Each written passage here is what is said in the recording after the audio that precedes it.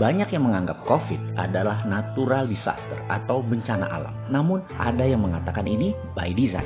Saya termasuk yang mengatakan ini by design karena jauh sebelum hal ini terjadi, terlalu banyak data yang menyatakan bahwa hal ini akan terjadi. Sehingga sesuatu yang bisa diinfokan terlebih dahulu itu adalah by design. Untuk dikatakan by design, maka ada serial panjang membangun narasi sebelum rencana dijalankan. Dalam kaedah propaganda, memang hal ini harus dilakukan. Sungguh, pelajaran propaganda itu pelajaran yang menarik. Untuk kelas kecil, Anda bisa dikatakan pakar propaganda kalau Anda jago di dalam copywriting dalam digital marketing. Karena mulai dari strategi, funneling, seeding, building trust, selling, sampai membangun loyalitas itu dilakukan di dunia marketing dengan secara urutan. Sama halnya di dalam membangun propaganda untuk tujuan politik seperti yang globalis lakukan.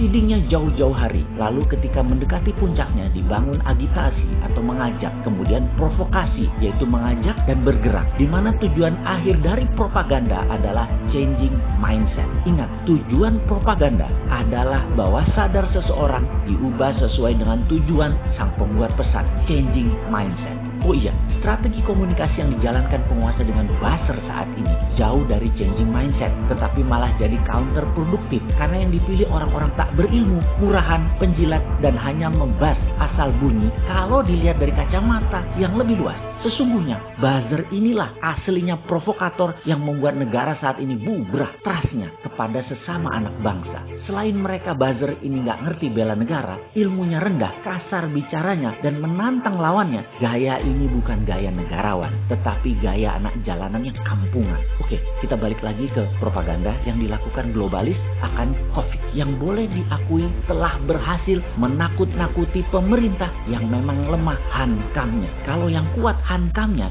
dan shadownya, aman negaranya. Jadi apa yang dilakukan globalis? Oh, ada yang masih belum percaya ini semua langkah globalis. Kan kita sudah ajari rumus para shadow kalau melihat fenomena. 1. Sudah tahu sebelumnya sehingga no surprise.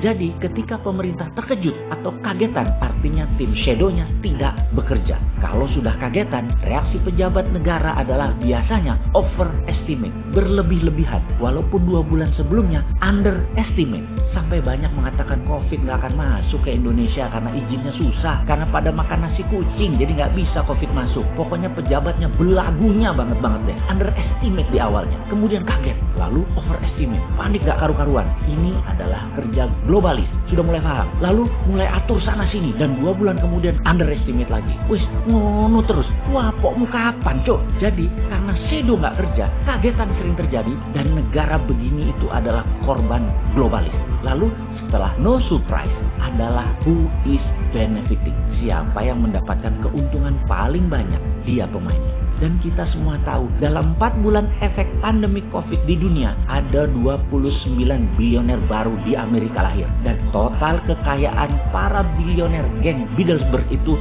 naik 584 billion dolar. Sisi seberang, masyarakat dan pemerintah di Amerika, 16 juta penduduk kehilangan asuransi kesehatan. Dan 46 juta orang korban PHK kehilangan lapangan kerja. Di Eropa, di Asia, semua hampir sama secara persentasinya. Di mana angka 584 billion dolar lebih kaya tersebut adalah sedotan kekayaan seluruh dunia kegiring ke mereka, para globalis. Sudah mulai paham ini mainan globalis?